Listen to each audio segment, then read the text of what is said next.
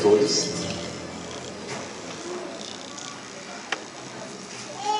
Agradeço a Deus pelo dom da vida e a todas as pessoas que, de alguma maneira ou de outra, contribuíram para que esse momento tão especial se realizasse. O que é filosofia? Como conceituá-la? Ao final do curso de filosofia, ainda não sabemos conceituá-la. E, mesmo que cumprisse todas as graduações existentes no meio acadêmico, pensamos que, ainda assim, seria uma tarefa nada fácil. Contudo, nos sentimos mais seguros para descrever o ato de filosofar.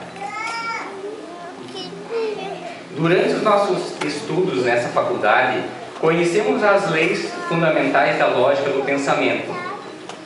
Com elas, constatamos que o homem racional não pode criar os conceitos que permeiam o nosso mundo, como o de movimento, tempo, espaço, matéria, alma, pecado, Deus.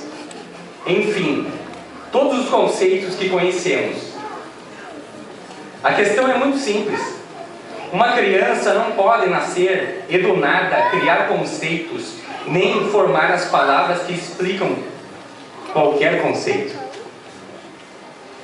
Por experiência sabemos que toda criança precisa primeiramente aprender pela tradição, seus pais, os conceitos e as palavras a eles relacionados, por mais simples que sejam. Mas a grande pergunta é: quem ensinou para a primeira criança da Terra tais conceitos e palavras que os explicam? Frente a essa grande questão e fundamentado nas leis da lógica, elas mostraram toda a sua força e dureza. Os princípios dos pensamentos, da identidade, da não contradição e do terceiro excluído permitiram-no acordar para a realidade e, em seguida, mostrar nossa impossibilidade de ser criador, mas tão somente criatura. Inclusive, por diversas ocasiões lançamos com furor contra tais ideias e seus princípios, até exaustão.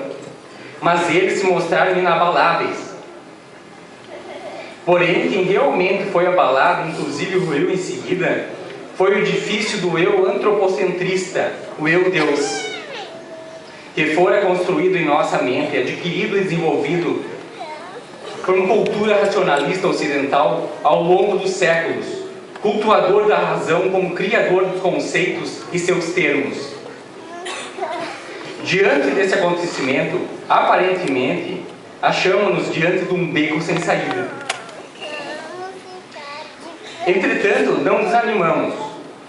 Tomados de um espírito pesquisador, procuramos outra via para a explicação da origem dos conceitos e das palavras dali formados.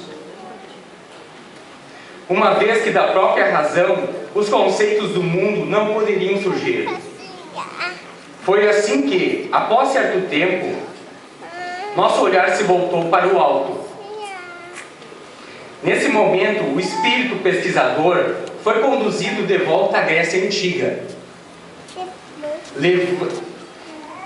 Lembramos das ideias de Sócrates, o homem considerado pelo oráculo délfico o mais sábio dos seus contemporâneos, que, através dos textos, diálogos do seu devotado discípulo Platão, reforçou a convicção para uma resposta que apontava para algo superior.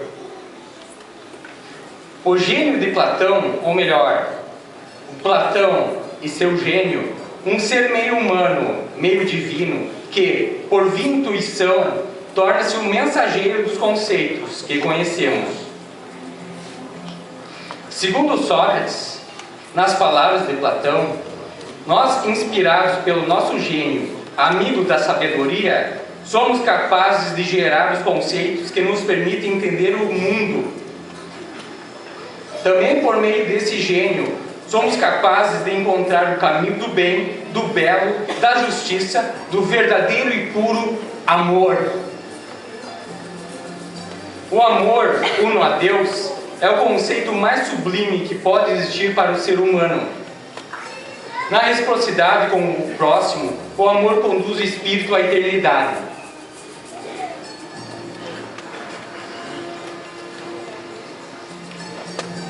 Mas com o passar do tempo, ficou evidente para nós um acontecimento terrível, pior que muitas epidemias, grandes guerras ou catástrofes da natureza.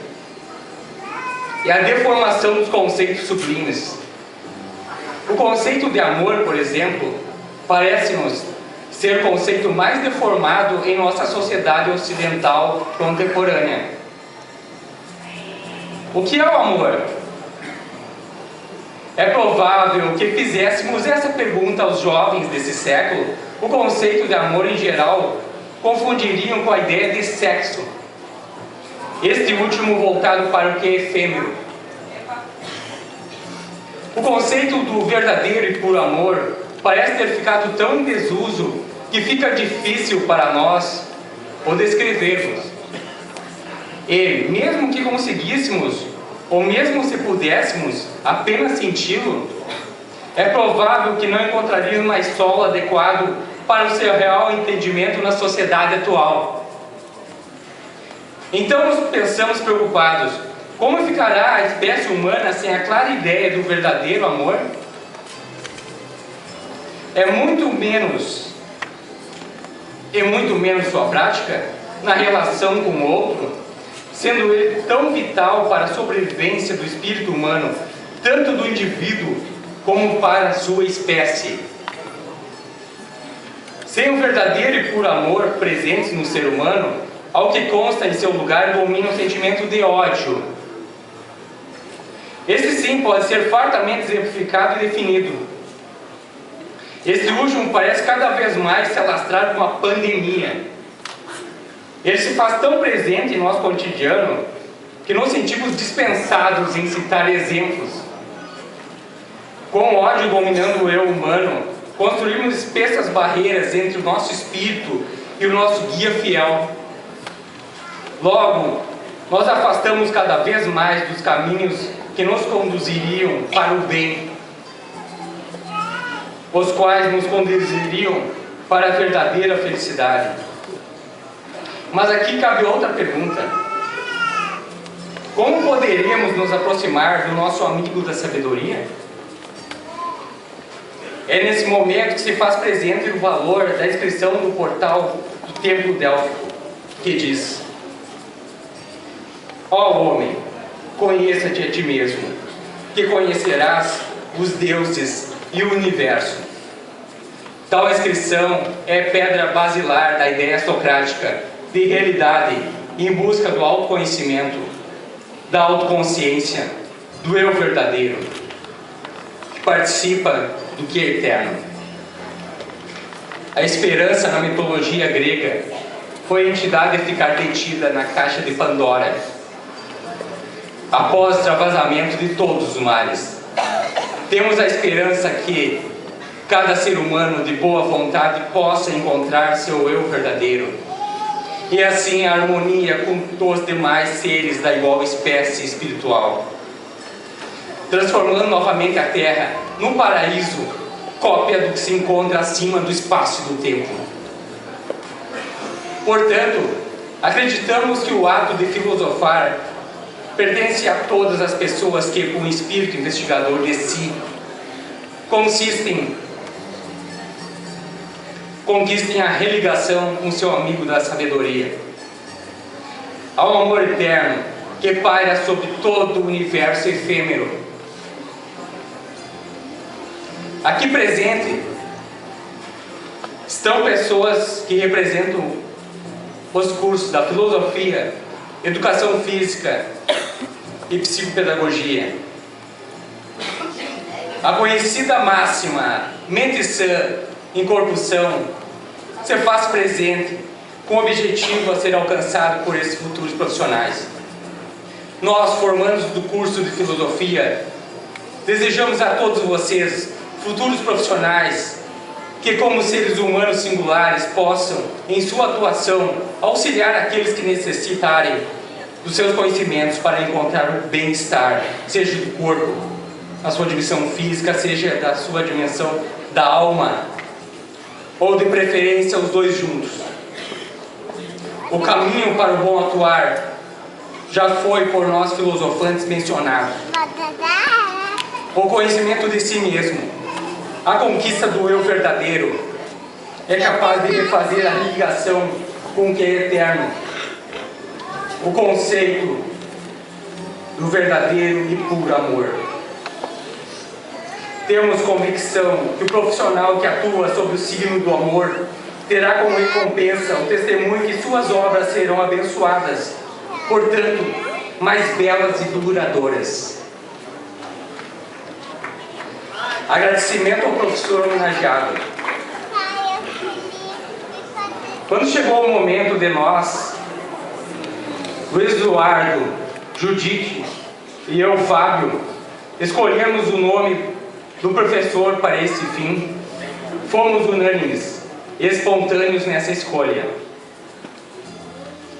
Temos a nítida visão que, caso os três colegas estivessem juntos no momento da escolha do nome do professor homenageado, ouviríamos um único som. Era o seu nome, professor Rudinei Miller, sendo propalado pelos três. A espontaneidade com que seu nome surgiu nos nossos lábios revelou que o impulso não era proveniente de um raciocínio frio calculador, mas sim da vontade sincera do nosso espírito. Também dava dimensão do que você significou e ainda significa para nós, seus alunos. Você, mestre Rudinei, com todo o merecimento, deve ser chamado assim. Não conquistou esse título entre nós apenas por tê-lo alcançado pelos meandros acadêmicos, mas acima de tudo, por sua humildade ao se relacionar com seus alunos. Você, mestre, é um exemplo de docente que tem uma forma peculiar de dominar os seus discípulos.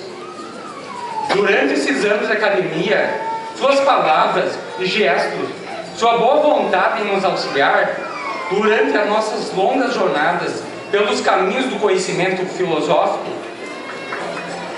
nos envolveu em uma atmosfera toda especial, fazendo emergir em nós, com o mínimo de esforço, o conhecimento desta ciência humana, aliás, mãe de todas as ciências, a filosofia. Inclusive, mestre, lembremos-nos dos momentos em que ensinava a temida disciplina de lógica. Aos alunos que buscavam se aprofundar nos conteúdos dessa disciplina, você se dispunha de maneira exemplar. Sua boa vontade permitiu que, mesmo fora dos horários estabelecidos pelo currículo formal, instruísse pacientemente seus curiosos alunos, que aqui estão. E essa imagem de sua disposição em ensinar ficará gravada de forma indelével em nossos corações. Acabou.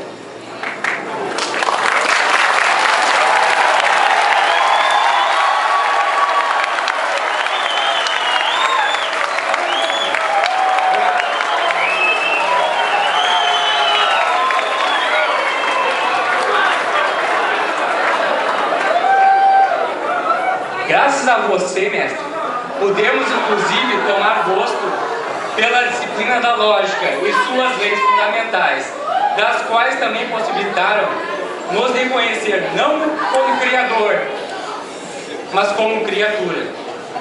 Bem, a partir daqui voltaríamos ao começo desse texto. Se porventura todas as instituições formais de ensino desaparecessem da face da terra, todos os seus prédios, toda a sua estrutura burocrática, restando apenas a sua pessoa física, certamente, mestre, estaríamos lá, onde você estiver, diante de você, com os olhos e ouvidos atentos, prestando atenção nos seus ensinamentos, como outrora os gregos faziam ao ar livre.